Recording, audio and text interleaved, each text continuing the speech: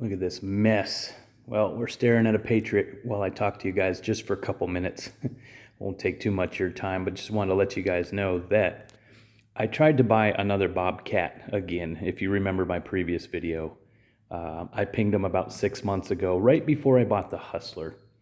And here's the story with the Bobcat. It's a ZT3500 Kawasaki FX691 ZT3400 hydros, dial seat, weighs about, smidge under 800 pounds. I wanted to give that mower a chance, but they're playing hardball with pricing, and they're still doing it, and now it's even worse. So Bobcat ZT3500 for 2021, 22, and now 23 models are unchanged. Actually, I'm going to point something out here you may or may not know. For the first off, the Kawasaki engine shortage, that's a whole another topic for discussion with Scag and all that. Now we'll touch base on Scag purchase here at the end of this video. On the new FX691s, there's a bunch of new engines coming out. Look at their Evo series, their EFI series. We've got some new players in the game, different technology. They're squeezing out a little more horsepower, yada yada. Different air filter setup. The FX still has this one. But the most important or main feature that sticks out, and probably maybe one of the only changes here for now, is on the FX 691 730, and I believe the 651. They go from this old metal tried and true fan cover to the plastic, I think it's like a hexagon shape, maybe an octagon. I think it's a hex. Anyways, it's a plastic one that's found on like the 801V and higher. So anyways, just look out for that. If you see that plastic cover on a 691, it's probably a late 22 model, 23 year model engine. Anyways, back to Bobcat. That's the only change on the 2023 Bobcats. Everything else is the same, but some may show up with that different engine cover. So now, going back to the 2021 year model, MSRP started out at like 81 and change. We'll call it $8,200. And every quarter, Bobcat will do a price update. So 4 times a year, they change their prices. Now, there are dealers in the Austin area that still have 2021 year model Bobcats that have been sitting outside, uncovered, exposed to rain, sun, and I mean, you can see on areas on the Bobcat, there's rust everywhere. Not to mention, stickers are like curling up, they're fading, they're peeling off. The back of the Kawasaki, this is like light orange. You can barely see it. It's not clear. I mean, it's terrible. And they will, of course, they'll blow those out the door, but nobody wants them, and they're still sitting there for over 2 years. Anyway, so there's 2021 models and 2022 year models left. There are hardly any 2023 models. In fact, the dealers aren't even ordering them because they still have 2-year-old inventory sitting there. So check this out. So Bobcat just put out a $800 rebate. Well, not just put out, but it's been out for about a month or so, and they're going to extend it for another 2 months. Because guess what? They're not friggin' selling. Nobody wants to buy a 2-year-old zero-turn that's been sitting out in the sun for years. Rain, sleet, shine, that's not how I want a Bobcat. And I told them, like, this ain't a friggin' excavator. It's not a skid steer. It's not a backhoe. It's a zero-turn. You should cover these. They don't take up much real estate. Put them on a showroom. Put them under covered parking, something. But it's not my problem. So along comes old Jello here, and I call him up, and basically in a nutshell, I was able to get a 2022 model quote for $8,400. That's a cash price. MSRP on that one was like $9,100. They jumped up. They went right up, like everything went up, right?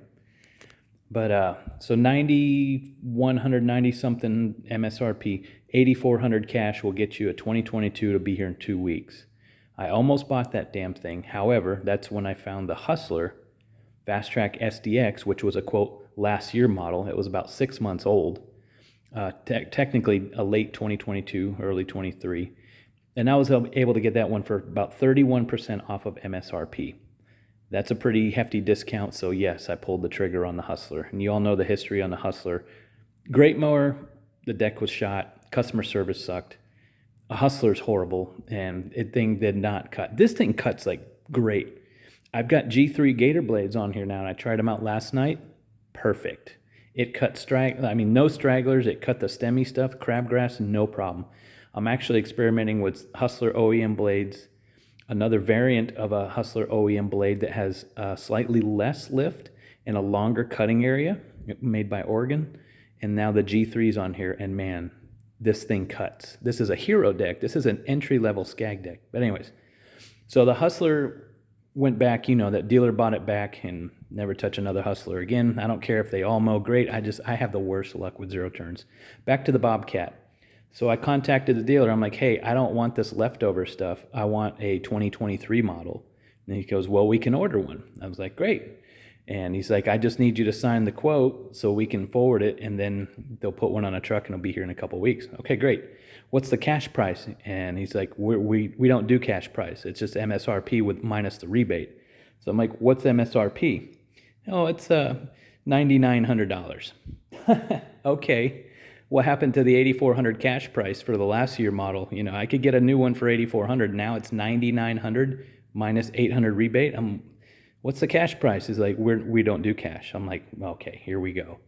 So in order to get a 2023 Bobcat that has not been sitting outside for the last year or two, be prepared to pay $9,100 plus tax. Here's another caveat, or another kicker. Bobcat, why they're still sitting around. Bobcat has area dealers. In the Austin area, there's one. There's another one south, San Antonio area. There's another one that's like northwest of me. They're all within about an hour away. Now, if I go inquire to, say, San Antonio Bobcat of San Antonio, whatever, and I tell them, like, look, Austin dealership's giving me a bunch of crap. I want to buy a new Bobcat from you. I want to pay cash. Give me your best number. They'll be like, sorry, we can't sell it to you. I'm like, why not? They're like, well, you need to live in our area. And and they're like, well, if you know somebody that lives in our area, just give us their address, and then we can sell it to you. I'm like, what kind of crap is that? So apparently Bobcat doesn't want to sell me a zero turn, which is fine. But here's what I wanted to do. I know $8,400. We'll call it last year's price. $8,400 for a brand new one in the wrapper. All right. Now this year's around. Say it went up to, let's just call it $8,800. Let's go up $400. $8,800 cash price for a brand new Bobcat minus the rebate. The rebate is there, right? So $8,000. $8,000 plus TTNL. That sounds fair. Or meet in the middle. Let's meet in the middle. It doesn't matter. Take $400 off. You pocket the other $400 of that rebate, and just give me a brand new Bobcat. Done. Sign. Done. I'll come pick it up in the trailer. I'll even do the PDI. What? But apparently Bobcat doesn't want to do that. They don't want your business. They want to sell 2-year-old machines that have been sun-baked and rained on and rusted, and they want to MSRP. They'll only take rebate off of MSRP, which is just ridiculous. Which brings me to another point, is if they have a 2021 year model, or 2-year-old model, too much coffee this morning, and the MSRP was $8,200, shouldn't they take $800 off of that? That's their rebate, right? That applies to 21, 22. They can do whatever they want with that $800, right? So they've got a 21 sitting outside. $8,200. That was the MSRP at the time that mower hit their property. And it's been there for 2 years. Shouldn't they subtract $800 off of that $8,200? Sounds reasonable to me, right? Nobody wants a rusted machine. But no, they won't even do that either. So Bobcat, or general manager of Bobcat, or CEO, or somebody, you see this? You want to sell me a Bobcat? Stop screwing around. Contact me. morejelloplease@gmail.com. It's no secret, guys. I'll buy a mower, but this district stuff, and we'll only do the rebate off of MSRP on a 23 at $10,000. No, come on, man, come on. All right, so which leads me to Scag, and I told you guys this video would be short. I wish I could show you something else on this. It's a cutting machine. You guys know I don't like Scag very much. I've had 4 of them. They've all given me problems. But hey, I'll take whatever cuts. And if a Hero deck cuts, I'll take a Liberty Z. Which brings me to the Liberty Z.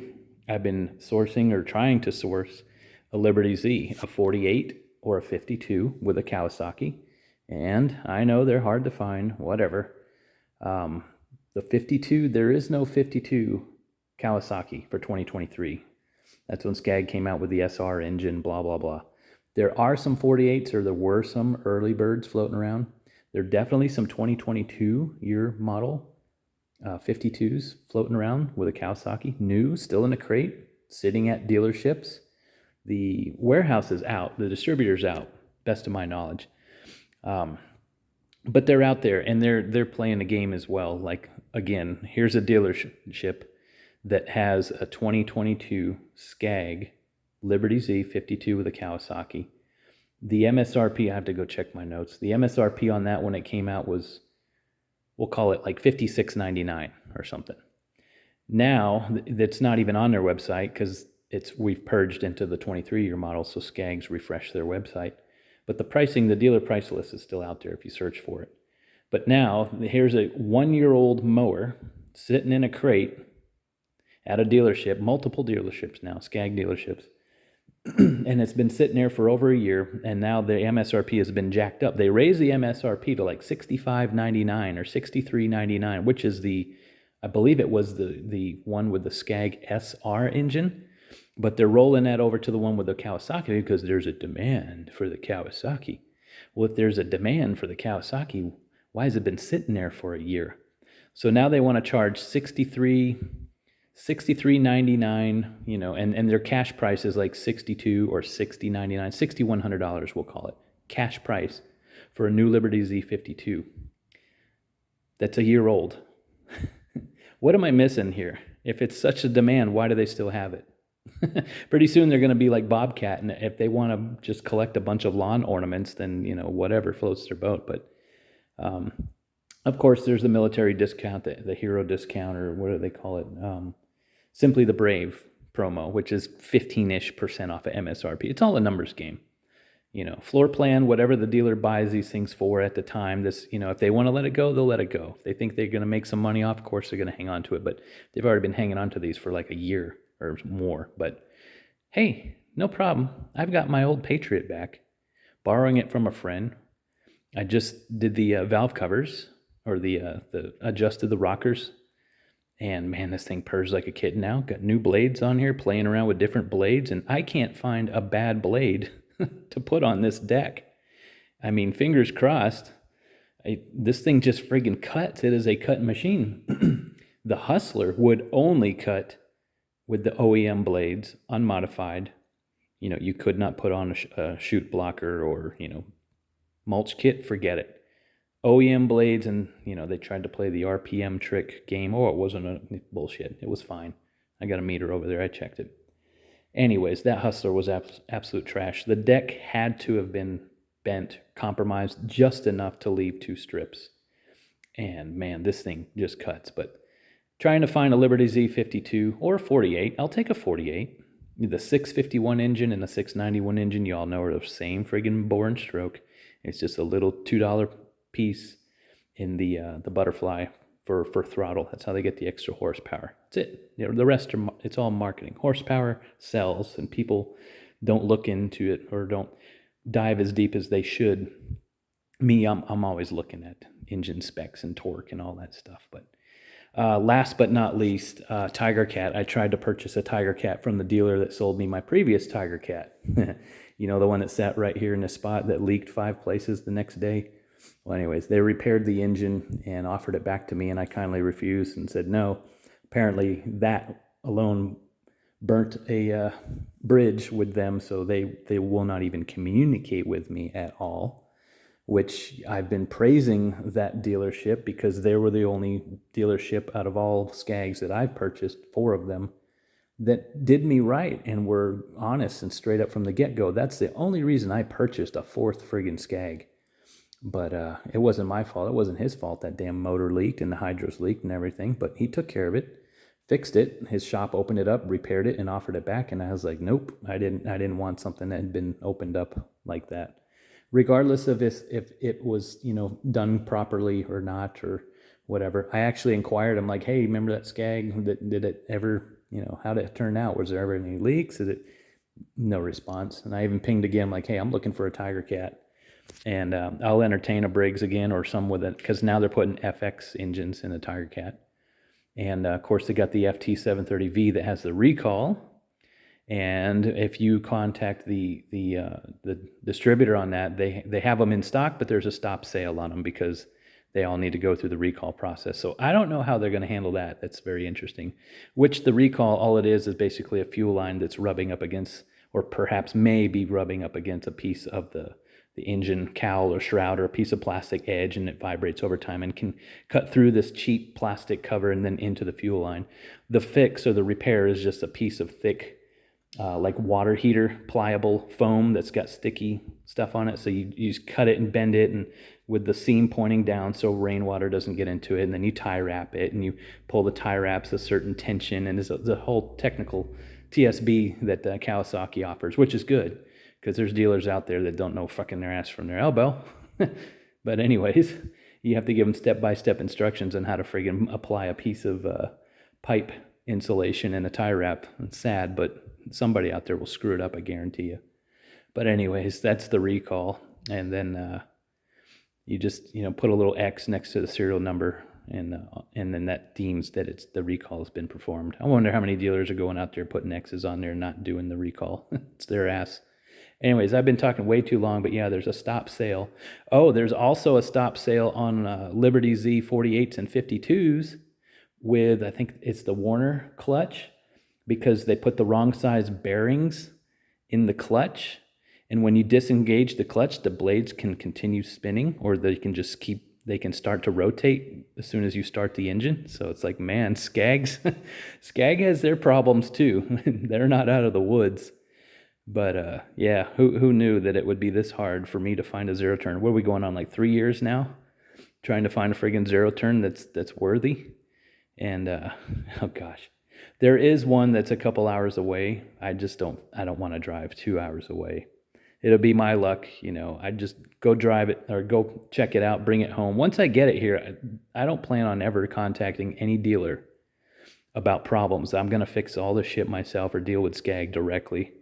Of course, they're going to say, go to your nearest dealer. I'm like, no, that's not how we work. Anything with hydro gear, I deal with them. Kawasaki, I'll deal with them.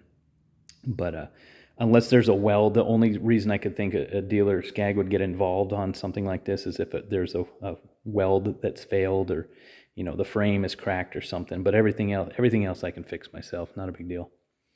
But other than that, this day and age, trying to find a damn zero turn has just become ridiculous. But I'm glad I got my friends here. I'm maintaining it, and this thing is kicking ass and taking names. I don't really like the Patriot. There's just too much, the brake I could do without, this little floating platform. I don't like the cable drive to raise and lower the deck. That's just me. It's just kind of some heavy, bulky bits on here. The ROPS, unnecessary. The tire size, I mean, you're going to go commercial or you're going to go high-end residential, and this is kind of an in-between with the ZT3100s, but a Liberty Z is just fine. I would mow commercially with a Liberty Z. That's how much confidence I have in that. Put you a suspension seat on there if you like. Definitely needs an air filter. You need a canister air filter for an FR series, but I don't know. We'll see. So FT730V, the recall, fire recall, stop sale on that. Stop sale on some Liberty Zs because of the clutch. I mean, man, things are not looking good, but it is what it is. We'll just have to see what 2024 has in store. Maybe a Bobcat dealer will reach out and get things straight with me. Maybe Scag will reach out and get things straight with me and sell me something. But neither here nor there. This was supposed to be a short video. Now we're going on 20 minutes, but just wanted to give you guys a follow-up. Hope all is well. And if you guys have any questions, comments, anything, stick them down below. Or like I said, email me direct, morejello@gmail.com. And I love corresponding with you guys. You know me, I tell it like it is. Sorry we're staring at a Patriot, but at least it's something to look at other than my ugly mug. All right, guys. Y'all take care. Have a good one.